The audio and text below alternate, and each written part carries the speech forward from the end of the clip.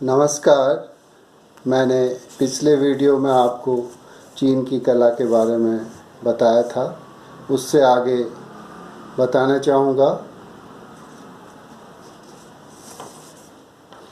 चीन को हांग हो अर्थात येलो रिवर या पीत नदी के देश से भी जाना जाता रहा है।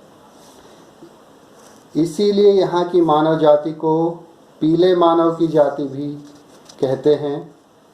चीन की कला व चित्रकला का अपना पृथक इतिहास है।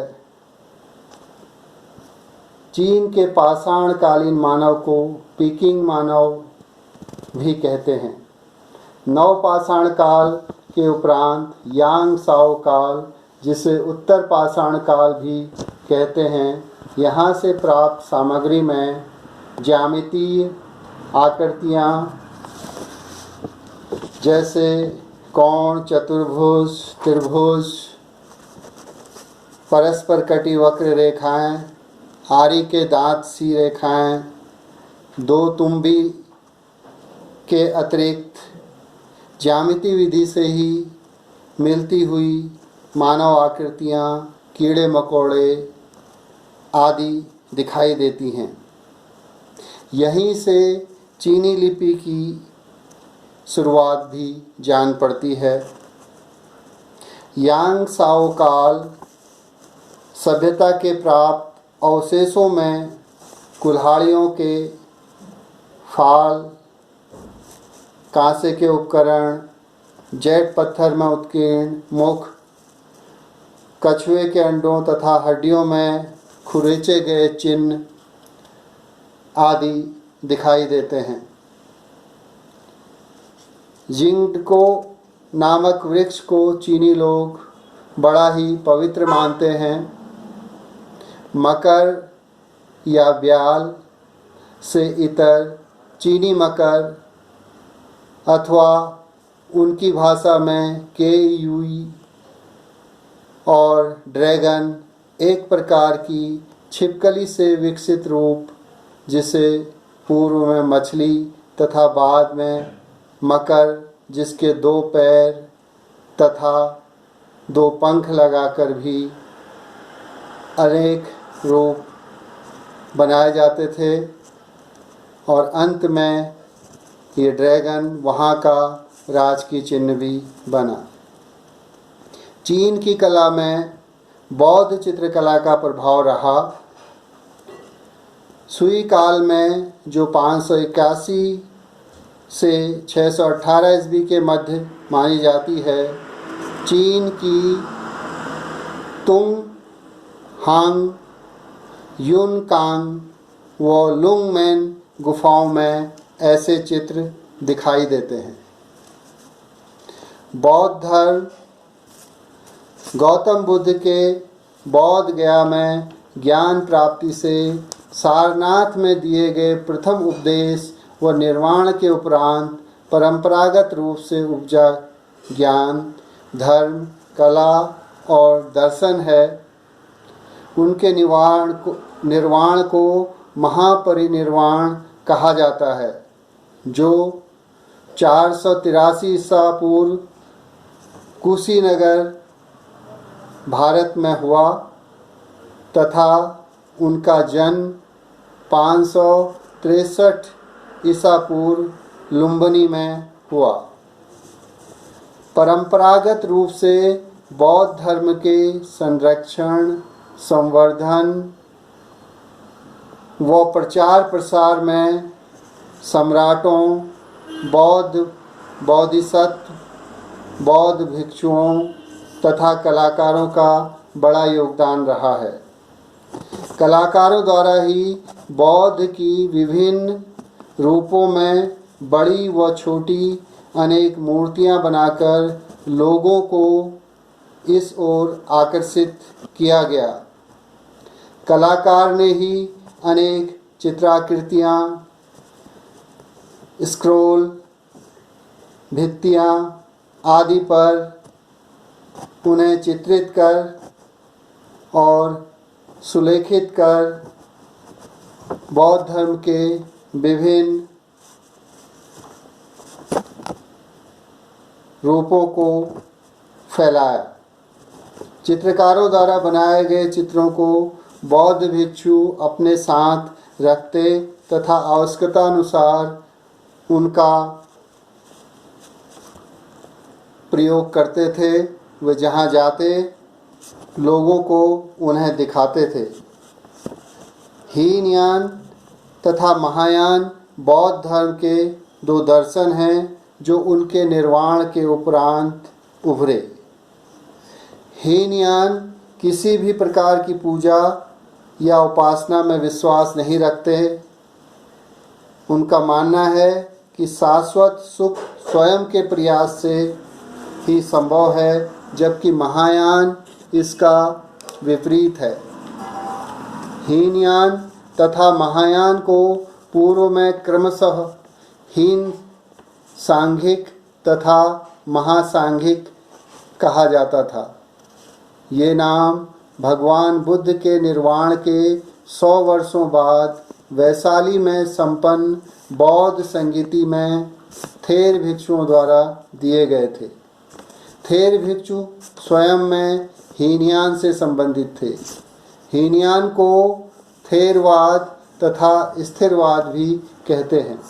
महायान के भिक्षुओं ने माना कि बुद्ध द्वारा उपदेशित अद्वैतवाद की पुनः स्थापना की जानी चाहिए। अद्वैतवाद आत्मा परमात्मा की एकता का सिद्धांत है। इसके अंतर्गत जीव जगत की सत्ता अवास्तविक या असत्य मानी जाती है। इसमें ब्रह्मा को ही परमार्थिक सत्ता माना जाता है। ब्रह्म वह तत्व है जिससे सारी विश्व की उत्पत्ति होती है, जिसमें वह अंत में लीन हो जाता है और जिसमें वह जीवित रहता है। वेद, पुराण, उपनिषद तथा गीता में जिस एक परम शक्ति ईश्वर को माना गया है उसे ब्रह्म कहकर पुकारते हैं। यह एक परम तत्व है। इससे तात्पर्य बढ़ना, फैलना, व्यास अथवा विस्तृत होना है।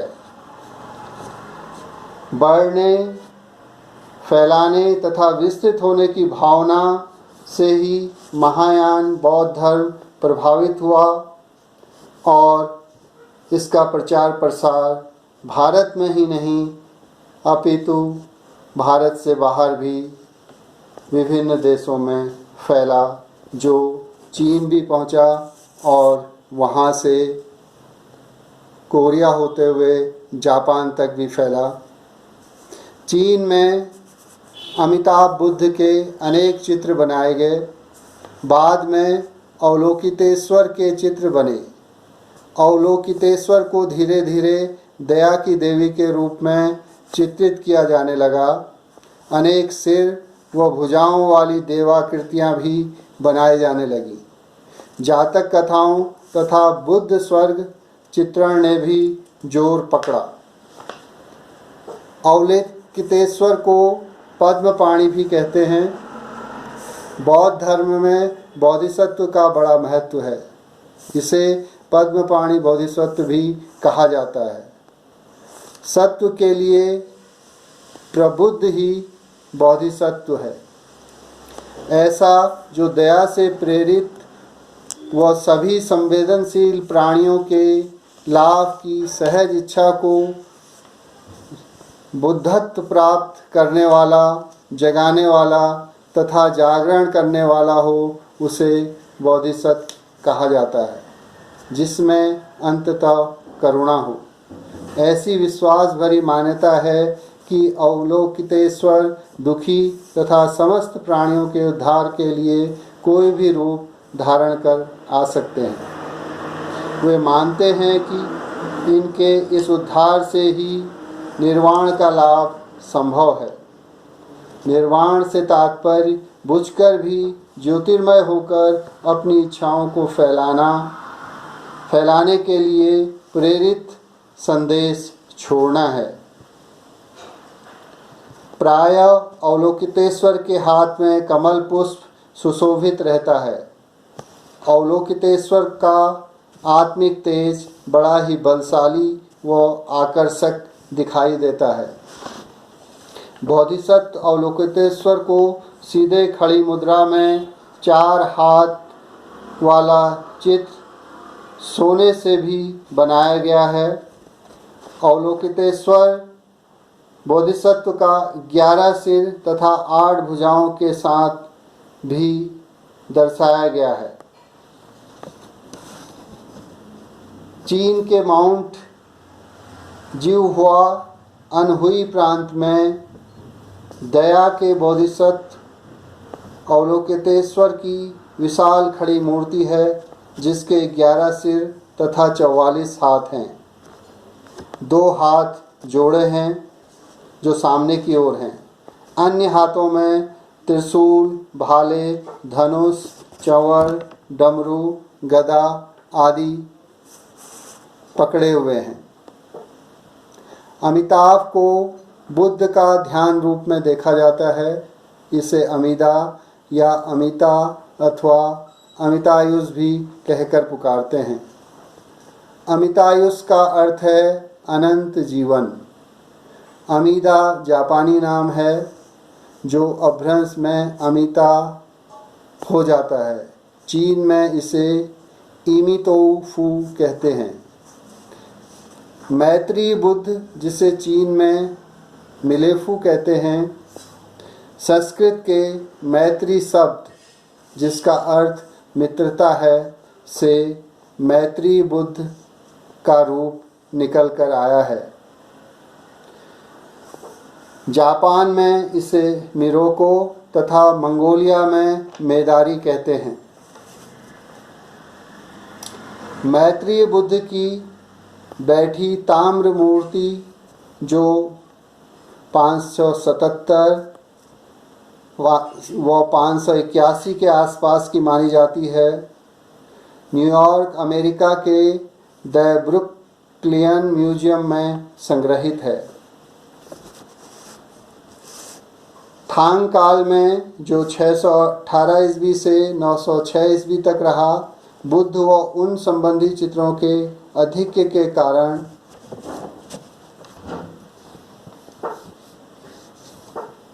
चिढ़ अथवा प्रतिस्पर्धा में ताओवादी चित्रकारों ने नशा किए हुए बौद्ध भिक्षु का चित्रांकन किया, तो इसके विपरीत बौद्ध चित्रकारों ने भी नशा किए हुए ताओ सन्यासी चित्रित कर डाले, ऐसे उल्लेख मिलते हैं। चित्रकार लियांग काई 1140 से 1210 ईस्वी ने चीन में बौद्ध धर्म संबंधी चित्रों या शैली को विकसित करने में बड़ा योगदान दिया। यह एक राजकीय चित्रकार सम्राट हुई त्सुंग में कार्यरत था। हुई त्सुंग सुंग वंश का 6ठा सम्राट था। चित्रकार लियांग काई के चित्रों में कम रेखाओं से भाव, गति, स्वच्छता के प्रभाव से वर्णात्मकता, रेखा शैली उपजी, जिसे उसके चित्र कवि में देखा जा सकता है। मिंग काल में एकेडमिक यानी दरबारी अथवा बाहरी दोनों प्रकार की कलाकृतियाँ कलाकारों द्वारा बनाई गईं। सम्राटों अथवा राजाओं के अधीन अथवा संरक्षण में कार्य करने वाले एकेडमिक या दरबारी तथा इसके विपरीत बाहरी श्रेणी में आए जिन्होंने स्वयं अपनी शैली अथवा स्कूल बनाए। चे स्कूल अथवा शैली तथा बू स्कूल अथवा शैली मिंग काल के प्रमुख स्कूल रहे हैं। बम्बू पेंटिंग अथवा बांस चित्रण चीनी चित्रकारों का प्रिय विषय रहा। चित्रकार ली कान 1245 से 1320 इसबी बांस चित्रण के लिए सर्वश्रेष्ठ माने जाते हैं। पाइन ट्री अथवा चीड़ के वृक्ष भी चीनी चित्रकारों के अति प्रिय विषय रहे हैं। ली कान ने इसमें भी चित्र बनाए। मिंग काल के चित्रकारों में पियन वैन चिन, ली साही, लिन लियांग, सेन चाओ, वैन चैन मिंग, लू चिन, शू यिंग के अतिरिक्त लान विंग, तुंग ची, यांग सेंग माओ हुआ आदि प्रमुख हुए। इन चित्रकारों ने बांस, चीड़, जल आदि का प्रमुखता से चित्रण किया। ये सभी चित्रकार 1368 से 1644 ईस्वी के मध्य मिंग काल के प्रमुख चित्रकारों में आते हैं। मिंग काल का ही चांग जुईतू एक प्रमुख एवं सुप्रसिद्ध सुलिपिकार हुआ। मिंग काल में ही लिन लियांग पक्षी चित्रण का कुशल चित्रकार था। चांग लू ने मछुआरे या मछुए के सुंदर चित्रण किए हैं। वनस्पति और झाड़ियों आदि के चित्रण में सेन चाओ की कारीगरी थी। मिंग काल में ही तुंग ची चांग, जिन्हें नौ चित्रकार मित्र भी कहा जाता है, का बड़ा योगदान है। इन्हें साहित्यिक चित्रकला दल में सर्वश्रेष्ठ माना जाता था। इन्होंने गहरे काले बादलों द्वारा दृश्य चित्र बनाए तथा लिपि लेखन भी विधि से वस्तुओं के विवरण भी अंकित किए। मिंग काल के मानव आकृति चित्रण में चित्रकार टेंग युन पेंग तथा चेन हुंग साओ का बड़ा नाम है। पेंग ने बौद्ध धर्म संबंधी आकृतियां चित्रित की। साओ ने चीनी कवि ताओ चिन की एक कविता का बखूबी अंकन किया।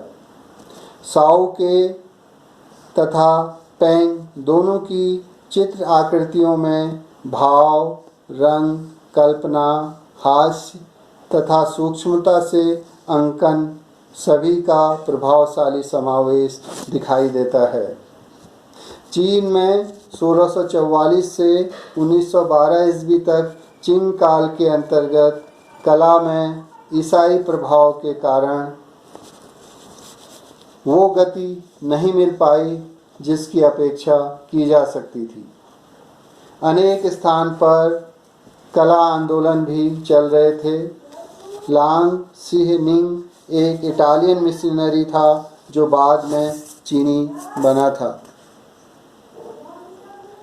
यद्यपि इस समय भी सम्राट स्युन चिन सहित, जो स्वयं एक चित्रकार भी था, के अतिरिक्त सिन आन, चिन लिंग, यांग चाओ नामक कला आंदोलन इस क्षेत्र में अपनी पहचान बनाने के लिए कार्यरत थे।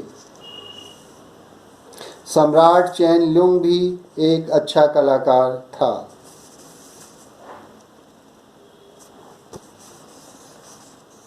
कला आंदोलन सिन आन के अंतर्गत प्रमुख कलाकारों में चा सिह प्याओ तथा हुंग जैन काफ़ी प्रतिभाशाली चित्रकार थे।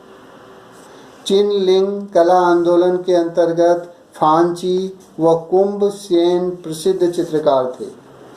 यांग चाओ कला आंदोलन में चिन नुंग, चैंग से, लोपिंग, हुआयेन, हांगसेन का नाम प्रमुखता से आता है, जिनको बड़ी प्रसिद्धि प्राप्त थी। चिन नुंग तथा चैंग से चित्रकारिता के साथ साथ लिपि लेखन में भी निपुण थे। नुंग ने अधिक निपुणता के साथ कविताओं का चित्रण भी किया। चेंग से घोड़ों तथा बौद्ध धर्म संबंधी चित्रण का कुशल चित्रकार था। व्यक्तिवादी कलाकारों में कुन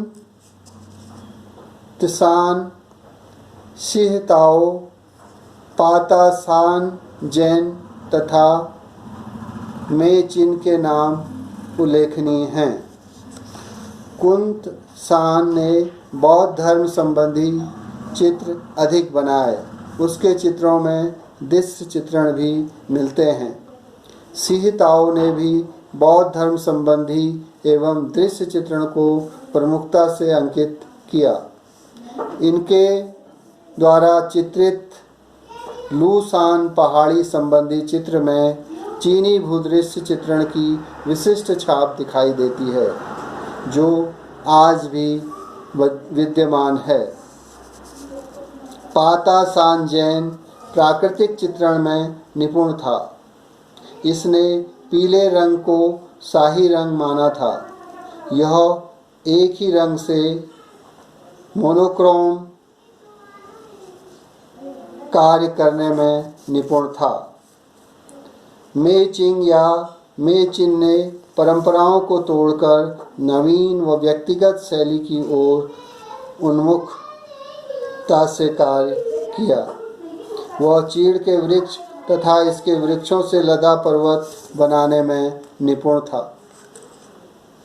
चीन की चित्रकला में मुख्य रूप से प्राकृतिक दृश्य, जिसमें बांस, चीड़ के वृक्षों से लदे पर्वत, शिखर, पक्षियों, जानवरों, कीड़े मकोड़ों, पुष्पों व पुष्पों के गुच्छे, मछलियों आदि को दृश्य चित्रों में प्रायः अग्रभाग में कोहरा, मेघों या बादलों को चीरकर ऊपर निकलते व दिखाई देते पर्वत शिखर प्रमुख हैं। इनके रंग मृदुल व प्रतीकात्मकता के साथ कोमलता लिए हुए होते हैं। लाल, नीला, बादामी व काले रंग का प्रयोग चीनी कला में हुआ है। रंगों का वास लगाकर गीले रंग पर ही काली रेखाओं से चित्रण करने में ये निपुण होते हैं। ये पेपर, जो प्राय रेशम से बनता है तथा रेशमी कपड़े अथवा लकड़ी से बने पैनल, जिसे खाने भी कहा जाता है, पर चित्र बनाते हैं। 8 खाने वाले पैनल प्रमुखता से बनाए जाते हैं। चित्रकार तूलिका के स्थान पर कमल नाल से भी चित्रांकन किया करते थे, ऐसा उल्लेख मिलता है। चिंग काल के काओ चीपे इसमें निपुण थे।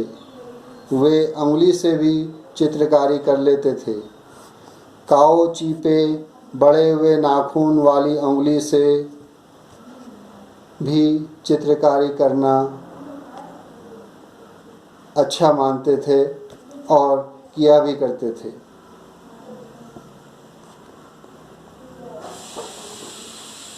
हमने देखा कि चीनी कला मुख्य रूप से प्राकृतिक दृश्यों के आधार पर तथा बौद्ध धर्म के आधार पर चित्रित होती आई है। उनके चित्रों में हम स्पष्ट रूप से कह सकते हैं कि भारतीय बौद्ध कला की एक अमिट छाप रही है। उम्मीद है आपको मेरा यह व्याख्यान टॉक पसंद आई होगी। आप इससे लाभान्वित होंगे, ऐसा मेरा विश्वास है। मैं अपने शोधकर्ताओं, जिन्होंने पूर्व में पुस्तकें लिखी हैं, मुख्य रूप से डॉक्टर गिरिराज किशोर अग्रवाल जी का बहुत आभारी हूँ, जिन्होंने हमें चीन की कला के बारे में भी जानने का अवसर दिया, मौका दिया। इसमें उस पुस्तक से भी मुझे जानकारियाँ प्राप्त हुई हैं और अन्य वेबसाइट्स से भी जानकारियाँ इकट्ठा कर इस वीडियो को तैयार किया गया है। उम्मीद है पसंद आएगा। आप शेखर जोशी के वीडियो सब्सक्राइब करें, लाइक करें। धन्यवाद।